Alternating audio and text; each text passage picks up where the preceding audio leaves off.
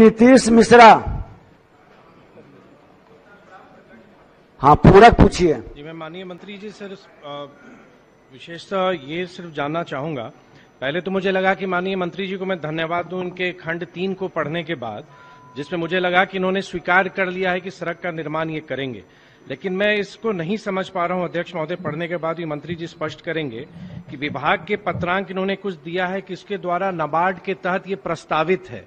दूसरा, इन्होंने कहा है कि प्रशासनिक स्वीकृति के उपरांत, ये तो इतनी समझ मुझे भी है अध्यक्ष महोदय कि प्रशासनिक स्वीकृति के उपरांत ही ये कार्य होगा। ये सड़क झंझारपुर का लाइफलाइन है और अभी मेडिकल कॉलेज, माननीय मुख्यमंत्री जी की देन है कि झंझारपुर को एक मेडिकल कॉलेज प्राप्त हुआ है और उसके कंस्ट्रक्शन के कारण और पूरे हमारे अनुमंडल मुख्यालय की प्रमुख आबादी वहीं से गुजरती है। 2012 में इस सड़क का निर्माण हुआ था, उसके बाद ये सड़क नहीं बनाया गया है। तो चौड़ीकरण का प्रस्ताव जो माननीय मंत्री जी ने स्वीकार किया है कि प्रस्ताव है, तो ये नाबार्ड के तहत इसको करवाना चाहते हैं। ये कब तक करा देंगे, कृपया ये स्पष्ट कर दें। और जब तक ये कराएंगे तब तक जो सड़क की जो स्थिति अगर वो मेंटेनेंस में है तो उसको मोटरेबल बनाने की भी कार्रवाई वो करें। यही माननीय मंत्री जी से मैं पूछना चाहूंगा।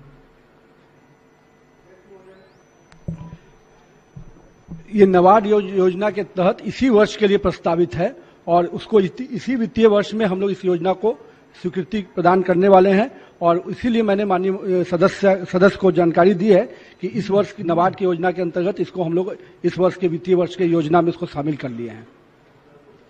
और जहां तक मोटरवेल मेंटेनेंस की बात है, एक बार इस पूरे, चूंकि ऑलरेडी नए सड़क वाइडनिंग और मेंटेनेंस का काम है, तो जो भी एजेंसी को मिलेगा उसके थ्रू हम लोग इसको मोटरेबल कराएंगे। अध्यक्ष महोदय, इस वित्तीय वर्ष में 8 मास शेष हैं और हमने ये स्पष्ट कहा कि सड़क बहुत आवश्यक है और माननीय मंत्री जी के ही उत्तर में है कि ये इसका आधा हिस्सा नेशनल हाईवे ने ले लिया है, तो मात्र 5.5 किलोमीटर अवशेष है जो इनके एमडीआर के तहत वो आता है।